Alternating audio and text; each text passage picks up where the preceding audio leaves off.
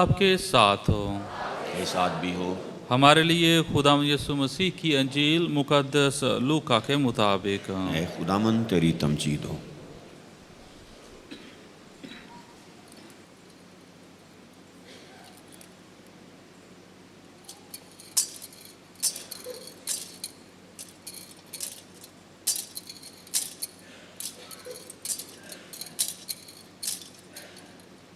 اس کے 13ویں باب میں سے سنیں گے۔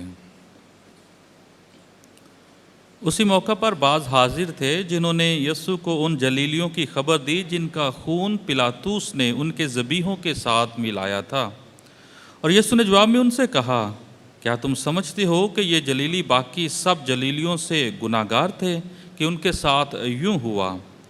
میں تم سے کہتا ہوں کہ نہیں، لیکن اگر تم توبہ نہ کرو تو سب اسی طرح ہلاک ہوگے۔ یا وہ 18 جن پر سلوام کا برج گرا اور دب مرے، کیا تم سمجھتے ہو کہ وہ یروشلم کے باقی سب رہنے والوں سے زیادہ قصوروار تھے؟ میں تم سے سچ کہتا ہوں کہ نہیں، لیکن اگر تم توبہ نہ کرو تو سب اسی طرح ہلاک ہوگے۔ اور اس نے یہ تمثیل کہی کہ کسی کے پاکستان میں انجیر کا ایک درخت لگا ہوا تھا۔ اس نے آ کر اس کا پھل ڈھونڈا مگر نہ پایا۔ تب اس نے کرام سے کہا، دیکھ 3 برس سے میں آ کر انجیر کے اس درخت میں پھل ڈھونڈتا ہوں مگر نہیں پاتا، اسے کاٹ ڈال، یہ زمین کو بھی کیوں روکے رہے؟ پر اس نے جواب میں اس سے کہا کہ اے خداوند، اس سال اور بھی اسے رہنے دے کہ میں اس کے گرد تھالہ کھودوں اور کھاد ڈالوں، شاید کہ آئندہ سال پھلے، نہیں تو پھر کٹوا دینا۔ انجیل مقدس کے وسیلے سے ہمارے گناہ معاف کیے جائیں۔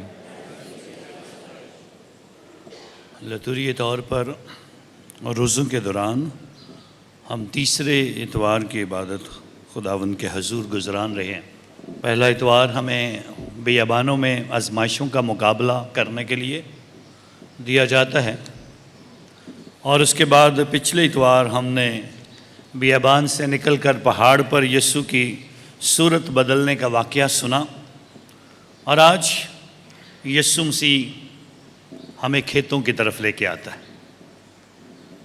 یہ تمام مناظر بنیادی طور پر دنیا کا احاطہ کرنا اور جہاں جہاں ممکن ہے زندگی موجود ہے وہاں وہاں پر ایمانی طور پر ان ساری باتوں کو دیکھنا اور محسوس کرنا اور خدا کے ساتھ چلنے کے لیے اپنے آپ کو تیار کرنا ہے۔ آج ہم سب کو یہ دعوت دی جاتی ہے کہ ہم روزوں کے اس مقصد کو سمجھ لیں، جو مقصد خداوند کے حضور ملا ہے کہ ہم توبہ کر لیں، ہم تبدیل ہو جائیں، ہم ریاضت کر لیں اور خدا کی طرف لوٹ آئیں۔ ان ساری باتوں کا بیان کرنے کے لیے آج کلام اقدس ہماری مدد کرتا ہے۔ یہ تمام واقعات جو ہم نے خداوند کے حضور سنے ہیں، یہ واقعات ہمیں خداوند میں مضبوط کرتے ہیں اور خداوند کے وسیلہ سے ہمیں زندگی ملتی ہے۔ آج خروج کی کتاب سے پہلا واقعہ جو آپ سب نے کئی بار سنا ہے، حضرت موسیٰ جو جلتی جھاڑی کا منظر دیکھتا ہے۔ لیکن اس سے پہلے کہ ہم جلتی جھاڑی کی طرف غور کریں، ہمیں خداوند کے حضور تھوڑا سا حضرت موسیٰ کے بارے میں پتہ ہونا چاہیے کہ وہ کون ہے۔ آپ سارے جانتے ہیں فرعون نے اعلان کر دیا تھا جتنے چھوٹے بچے ہیں یہودیوں کے ان کو قتل کر دیا جائے، اور مائیں اپنے بچوں کو اپنی آنکھوں کے سامنے ہلاک ہوتا دیکھ رہی تھی۔ لیکن موسیٰ کی ماں نے سوچا میں کچھ نیا کروں، شاید میں اپنے بچے کو دیکھ نہ پاؤں لیکن میں اسے زندہ تو رکھ پاؤں، اور اسی لیے پھر اس نے ایک ٹوکری میں تیار کر کے اس میں اس کو رکھا اور دریا میں اس کو بہنے کے لیے چھوڑ دیا تاکہ وہ ٹوکری میں محفوظ رہے اور ڈوب نہ جائے۔ لیکن خدا جو ناممکن کو ممکن بنا سکتا ہے، وہ خدا اسی فرعون کی بیٹی کو حضرت موسیٰ تک پہنچاتا ہے جو بچوں کا قاتل ہے، جو بچوں کو مارنا چاہتا ہے، اور حضرت موسیٰ جو ہے بادشاہی کے گھر میں پرورش پاتا ہے۔ خدا کچھ بھی کر سکتا ہے، اس بات کا ہمیں اندازہ ہونا چاہیے، اس بات پر ہمیں ایمان رکھنا چاہیے۔ خدا کچھ بھی کر سکتا ہے، وہ داؤد بادشاہ سے جاتی جولیت کو مروا سکتا ہے، دانیال کے سامنے شیروں کے منہ بند کر سکتا ہے، شدرک میشک اور ابدنگو کے سامنے آگ کو ٹھنڈا کر سکتا ہے، اور الیاس جو بھوک محسوس کرتا ہے اس کے لیے کوے کو حکم دے سکتا ہے کہ اس تک روٹی پہنچائے، اور خدا خود وہ کر سکتا ہے کہ 5 روٹیوں اور 2 مچھلیوں سے 5,000 کو کھانا کھلا سکتا ہے۔ یقین رکھنا چاہیے، بھروسہ رکھنا چاہیے، ہمارا خدا کچھ بھی کر سکتا ہے۔ اسی نے حضرت موسیٰ کو بچایا جو اس کا قاتل تھا، اور اسی کے گھر میں اس کی پرورش کی، اسی کے گھر میں وہ جوان ہوا، اسی کے گھر سے وہ خدا کے حضور باہر نکلتا ہے، اور پھر خدا کے حضور ایک بہت بڑی برکت پانے کے لیے آج کا یہ جلتی جاڑی کا یہ واقعہ جو ہے اس کے سامنے لایا جاتا ہے۔ جلتی جاڑی کا واقعہ ہم نے کئی بار سنا، اس واقعہ کے دوران جو آج آپ نے سنا ہے، جلتی جاڑی کو دیکھنا کیسا منظر ہے۔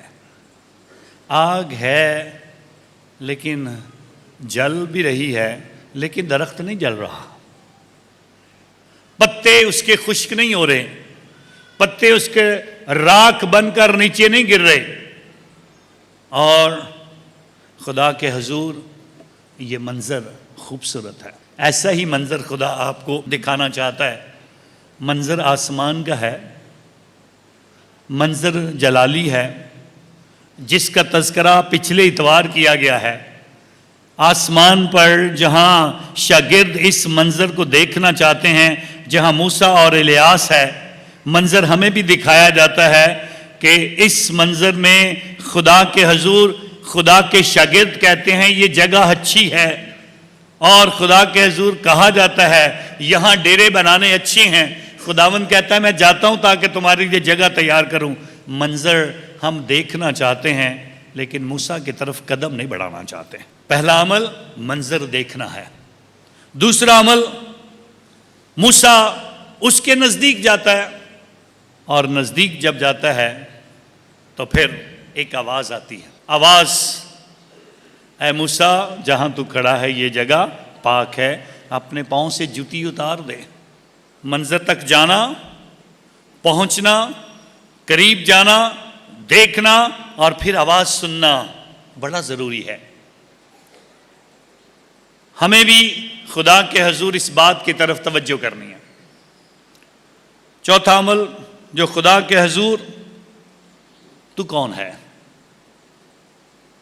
میں تیرے باپ دادا کا خدا ہوں، میں ابراہیم، اسحاق اور یعقوب کا خدا ہوں، میں تیرے آباء و اجداد کا خدا ہوں۔ پھر خدا کے حضور یہ جاننے کے بعد میں تجھے بیچتا ہوں، میں نے بنی اسرائیل قوم کی مذلت دیکھی ہے، میں تجھے نیا مشن دیتا ہوں۔ ہر مسیح ایماندار کو یہ منظر جو آسمانی ہے، یہ منظر جو جلالی ہے، یہ منظر جو دکھوں سے پاک ہے، مصیبتوں، بیماریوں، تکلیفوں سے پاک ہے، یہ منظر دکھایا جاتا ہے۔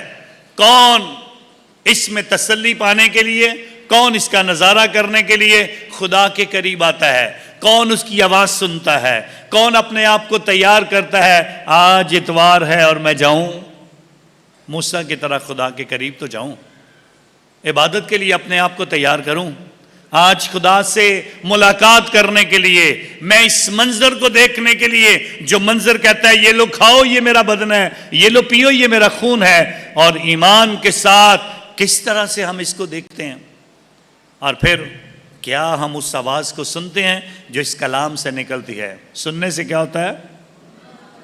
اونچی آواز میں، سننے سے کیا ہوتا ہے؟ اور سننا کہاں سے ہے؟ خدا کے کلام سے۔ سو بنیادی طور پر جلتی جاڑی کا واقعہ آج ہمیں ایک نئی دعوت دے رہا ہے، ایک نیا پیغام دے رہا ہے۔ اٹھو اور خدا کے گھر کی طرف جاؤ، اٹھو اور خدا کے حضور اس کا کلام سننے کے لیے اپنے آپ کو تیار کرو، اٹھو اور اپنے جوتے اتارو اور خدا کی بارگاہ میں آؤ، اٹھو اور جاؤ اور دیکھو خدا تمہیں بلاتا ہے۔ اور پھر پہچان پاتے ہیں وہ کون ہے، وہ ہے جو پکار رہے یہ لو کھاؤ یہ میرا بدن ہے، یہ لو پیو یہ میرا خون ہے، یہ میں ہوں جس نے صلیب پر تمہارے لیے قربانی دی ہے، یہ میں ہوں جس نے دکھوں کا سامنا کیا ہے، یہ میں ہی ہوں جس نے تمہارے گناہوں کو اٹھا لیا ہے، یہ میں ہی ہوں جو خدا کا برہ ہے، یہ میں ہی ہوں جس نے تمہیں نجات دی ہے، یہ میں ہی ہوں۔ اس طرف آنا ہے تو اس کا فیصلہ کر لو۔ اور مشن مل گیا ہے، روزوں کا موسم، مشن مل گیا ہے۔ آواز سنو، مشن کا وقت یہی ہے کہ خدا کے ساتھ چلنے کے لیے فیصلہ کرو۔ وقت یہی ہے جس میں ہمیں آج جواب دینا ہے۔ اور اسی منظر کو بیان کرنے کے لیے آج خدا کے حضور ہم سب کو دعوت دی جاتی ہے، آؤ توبہ کر لو، سنو اور کلام سے ہدایت پاؤ، یقین کرو تو تمہارے لیے سب کچھ ہو جائے گا، اور خدا کے لیے کام کرو تو خدا سب کچھ کر سکتا ہے جب تم اس پر بھروسہ رکھو گے۔ یسوع مسیح بڑی خوبصورتی کے ساتھ آج ہماری مدد کرنا چاہتا ہے۔ ذکر کیا گیا دو واقعات کا، ایک ان جلیلیوں کا جنہیں ہیکل کے اندر قتل کر دیا گیا، اور قتل کروانے والا کوئی اور نہیں ہے، پیلاطوس ہے۔ اور پیلاطوس کیونکہ یہودیوں کا مخالف تھا، وہ یسوع سے کتنی نفرت کرتا ہوگا اندازہ لگائیں۔ اور اگر ہم جمعے کے روز جو ہم نے جن باتوں پر غور کیا، نیکودیمس جانتا ہے وہ یہودیوں سے نفرت کرتا ہے، پھر بھی اس کی لاش مانگنے کے لیے چلا جاتا ہے۔ یوسف رامتی جانتا ہے پیلاطوس یہودیوں کا مخالف ہے، پھر بھی جاتے ہیں دونوں، اور خدا کے حضور یسوع مسیح کے لیے پوچھتے ہیں، اس کے جسم کے لیے، اس کی لاش کے لیے پوچھتے ہیں، اور سوچتے ہیں کہ یہ ضروری ہے۔ یہ یہودیوں کا مخالف پیلاطوس، جس نے اس بات کا بھی نہیں خیال کیا، ہیکل کے اندر قربانی کے جو خون تھا اس کے خون کے ساتھ ان لوگوں کو بھی قربان کر دیا، ان کے جانوروں بروں کے خون کے ساتھ انسانوں کا خون بھی ملا کر اس نے انسانوں کی قربانی دے دی۔ اور پھر دوسرا واقعہ جن پر سلوام کا برج گرا ہے، 18 لوگ ہلاک ہوئے، 18 لوگ اس برج کے نیچے آ کر دب گئے۔ یہ واقعات خدا کے کلام میں لکھے گئے، تاریخ ان واقعات کی گواہ ہے، اور ہمیں اس بات کے لیے ان واقعات کا تذکرہ یسوع مسیح کے سامنے کیا جاتا ہے۔ یسوع مسیح ان کے متعلق تعلیم دے اور بتائے، اور بتانا اور سیکھنا کیا ہے، وہ یہ کیا یسوع مسیح یہ سب سے زیادہ گناہ گار تھے، انہیں ہیکل میں مرنا پڑ گیا؟ کیا یہ ایسے تھے جن پر سلوام کا برج گر گیا، یہ کیا زیادہ گناہ گار تھے؟ سوچ سکتے ہیں ہم۔ خدا کے خادم آکاش بشیر جو باہر خدمت کر رہا تھا، اس نے اپنی قربانی دی، کیا وہ گناہ گار تھا؟ نہیں۔ اور یسوع مسیح یہی تعلیم واضح کرنا چاہتا ہے، کسی کے مرنے کو برا نہ کرو، حکمت کی کتاب اعلان کرتی ہے، کسی کے مرنے کو برا تم نہ کہو، نہیں تو تم جاہل کہلاؤ گے۔ جاہلوں کی نگاہ میں وہ گویا مر گئے اور ان کا مرنا بدبختی سمجھا گیا، لیکن خدا وعدہ کرتا ہے وہ خدا کے آرام میں ہے۔ یسوع مسیح کیا یہ جلیلی جن کو پیلاطوس نے مروایا، جن پر سلوام کا برج گرا، کیا یہ زیادہ گناہ گار تھے؟ یسوع مسیح کہتا ہے نہیں، وہ گناہ گار نہیں تھے، لیکن ہاں اگر تم بھی توبہ نہیں کرو گے تو تم بھی ہلاک ہو جاؤ گے، اور اس ہلاکت کے ساتھ اگر تم گناہگار گنیں گے تو پھر اس منظر تک نہیں پہنچ پاؤ گے، تم اس ہمیشہ کی زندگی تک نہیں پہنچو گے، تم آسمانی وطن تک نہیں پہنچ پاؤ گے، تم جنت تک، فردوس تک نہیں پہنچ پاؤ گے۔ ہو سکتا ہے تمہارا مقدر جہنم ہو جائے، دوزخ ہو جائے، اگر تم اپنے آپ میں تبدیلی نہیں لاؤ گے۔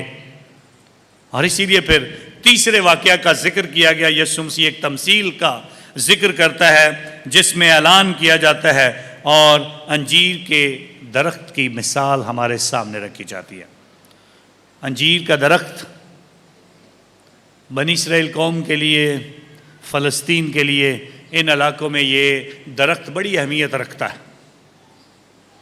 اس درخت کی اہمیت اتنی زیادہ ہے کہ باغ عدن میں بھی یہ درخت پایا جاتا ہے، اور آدم اور حوا گناہ کرنے کے بعد اس بات کا ذکر کیا جاتا ہے کہ انجیر کے پتوں کو سی لیتے ہیں اور اپنا لباس بناتے ہیں۔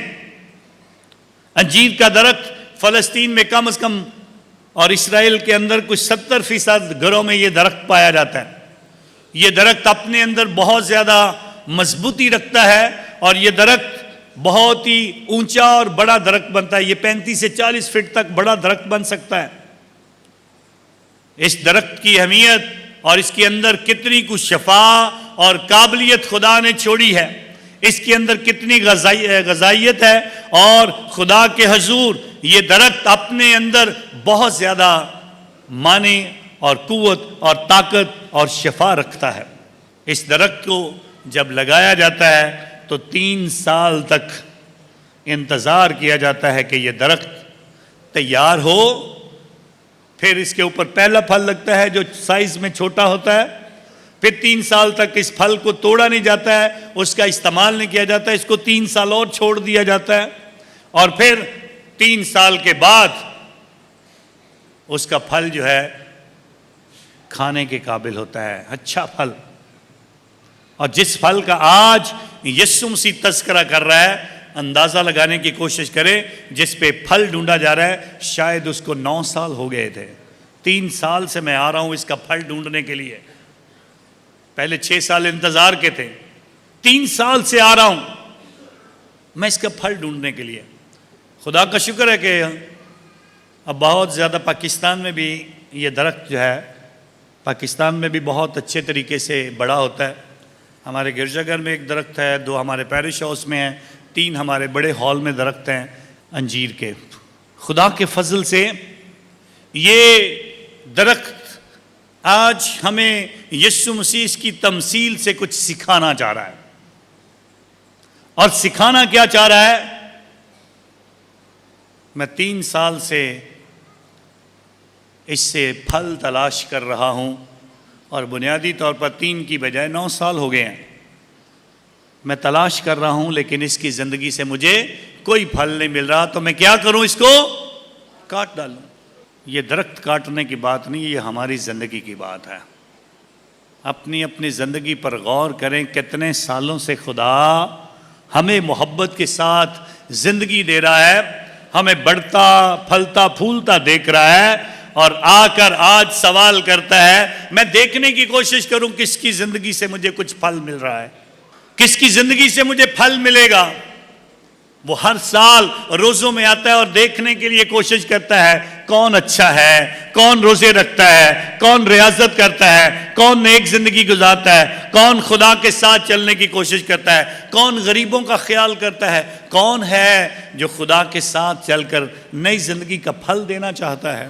اور پھر ہر سال ایک ہی ریکویسٹ، ایک ہی درخواست، ایک ہی عرضی پیش کی جاتی ہے، اس کرام کی طرح جو کہتا ہے خداوند اس کو 1 سال اور رہنے دے، اور رہنے اس لیے دے میں دوبارہ سے اس کے گرد تھالا کھودوں گا، میں اس کی زمین نرم کروں گا، میں اس کے اندر کھاد ڈالوں گا، میں اسے دوبارہ پانی دوں گا، اور اس کے بعد دیکھوں گا کہ شاید یہ پھل لائے۔ اور اگر اگلے سال بھی پھل نہیں لائے گا تو پھر کیا کرنا؟ ہاں جی، کیا کرنا پھر اس کو؟ سو کس کو پتا ہے اگلے سال کے روزے ہمیں ملیں گے کہ نہیں ملیں گے؟ کس کو پتا ہے؟ کسی کو نہیں پتا ہے۔ اور اسی لیے روزوں کے دوران انجیر کے اس درخت کی تمثیل ہمارے سامنے رکھی جاتی ہے۔ ہم وقت پر پھل دینا شروع کریں، اس وقت میں خدا کی آواز سننا شروع کریں، روزوں کے ایام میں خدا کے کلام کی طرف، ایمان کی طرف، روحانی زندگی کی طرف، روزے اور ریاضت کی طرف ہم لوٹ آئیں، اور خدا کی آواز سننے کی کوشش کریں، جو ہمیں دعوت دیتا ہے اور دکھاتا ہے کہ ہماری منزل کیا ہے، ہمارا مقام کیا ہے، ہماری پہچان کیا ہے اور ہمارا اصلی وطن کیا ہے۔ آج کی دوسری تلاوت مقدس پالوس رسول حضرت موسیٰ کے جو پہلے کا واقعہ جس کا تذکرہ جلتی جھاڑی سے شروع ہوتا ہے اور اس کے بعد کا جو مشن ہے بنی اسرائیل قوم کو آزاد کرنے کا، آزاد کرنے کے بعد اب ان کو مصر سے نکالا ہے، اور مصر سے نکالنے کے بعد کیا کیا ہے؟ ان کو بحر کلزم سے گزارا ہے۔ آسمان کا ذکر کیا گیا اور بحر کلزم کا ذکر کیا گیا۔ آسمان کے تلے بحر کلزم کے اندر سے گزرے، ان دو باتوں کا ذکر کرنا بڑا ضروری تھا۔ اس لیے ضروری تھا تاکہ پرانے عہد نامے میں اس مقام کو یاد کیا جائے جس میں یسوع مسیح کا بپتسمہ چھپا ہوا ہے۔ نیچے پانی بھی ہے اور آسمان کھلتا بھی ہے اور آواز کیا آتی ہے، یہ میرا پیارا بیٹا ہے المحبوب جس سے میں خوش ہوں۔ اور اس بپتسمہ کے ساتھ جو یسوع کا بپتسمہ ہے، بنی اسرائیل قوم جو ساری بحر کلزم کے اندر سے گزری اور آسمان اس کا گواہ ہے، اسی آسمان سے خدا پکار کر انہیں کہتا ہے یہ میرے لوگ ہیں اور انہیں میں بپتسمہ کے وسیلہ سے چن لیتا ہوں۔ اور پھر تذکرہ کیا گیا، بیابان میں خدا نے ان کے لیے من اور بٹیرے برسائے کہ نہیں برسائے؟ چٹان سے پانی ان کو پلایا کہ نہیں پلایا؟ اور اسی لیے بتایا گیا وہ بیابان میں خدا ان کی حفاظت کرتا رہا، بحر کلزم سے گزرے آسمان کے تلے، اور خدا نے ایک ہی کھانا انہیں کھلایا، ایک ہی شرب انہیں پہلایا، اور بتایا گیا جس چٹان سے پانی نکالا ہے وہ مسیح خداوند ہے۔ اور اب آپ اپنی زندگی پر غور کرنے کی کوشش کریں، ہم وہ سارے لوگ ہیں، ایک ہی پیالے میں شریک ہوتے ہیں، ایک ہی روٹی میں سے کھانا کھاتے ہیں، ایک ہی دسترخوان، ایک ہی خدا کا التار، ایک ہی التار سے ہمیں خداوند کے حضور برکت ملتی ہے، اور خدا کے اس کلام کے التار سے خدا کا کلام ملتا ہے۔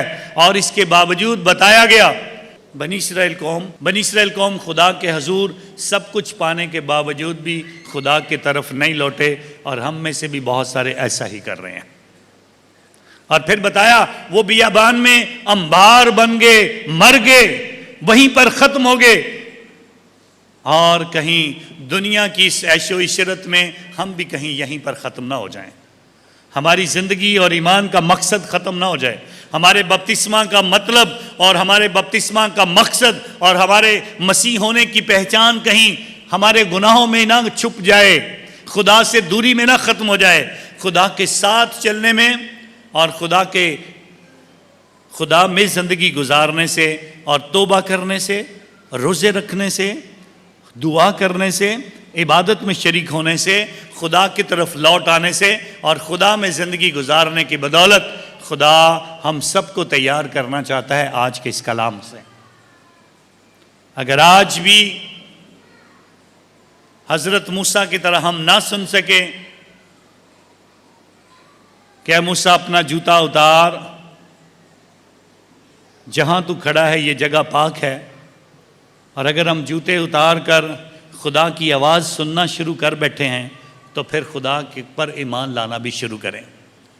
چرچ میں آگے ہیں، خدا کے ساتھ اپنے آپ کو جوڑنے کی کوشش کریں، ایمان کے ساتھ اس کے کلام پر بھروسہ کرنا شروع کریں، اور یقین رکھیں جو دانیال کو بتا سکتا ہے، جو داؤد سے جاتی جولیت کو مروا سکتا ہے، جو شدرک میشک اور ابدنگو کو آگ میں سے گزرنے کے باوجود اس آگ کو جلانے والی نہیں بلکہ ٹھنڈی آگ بنا سکتا ہے، وہ خدا سب کچھ کر سکتا ہے۔ وہ آپ کے لیے بھی کر سکتا ہے، آپ کی زندگی کے لیے بھی کچھ کر سکتا ہے، لیکن بات ہے موسیٰ کی طرح یقین کرنا ہے، دانیال کی طرح یقین کرنا ہے۔ شیروں کے منہ بند ہو جائیں گے، زندگی کی مشکلات ختم ہو جائیں گی، اور خدا یہ وعدہ کرتا ہے جس طرح شہد اور دودھ کی نہروں کا ذکر کیا گیا، بنیادی طور پر اگر خدا پر بھروسہ رکھیں گے، خوشحالی، فراوانی، خدا کی بہت ساری برکتیں، خدا کا فضل ہماری زندگی کا حصہ بن جائے گا۔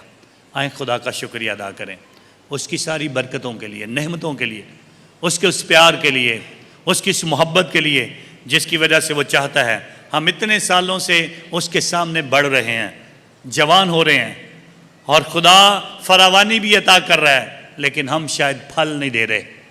وہ پھل ہم خدا کے حضور دینے کے قابل بنیں اور ایمان کے ساتھ عبادت کیا کریں، کلام کی آواز سن کر اسے اپنی زندگی کا حصہ بنائیں، اور ایک ہی پیالہ اور ایک ہی روٹی جس سے ہم سب سیر ہوتے ہیں، خدا کے حضور مضبوط ہو کر یسوع مسیح کے ایمان میں بڑھتے اور مضبوط ہوتے جائیں، مسیح خداوند کے وسیلہ سے۔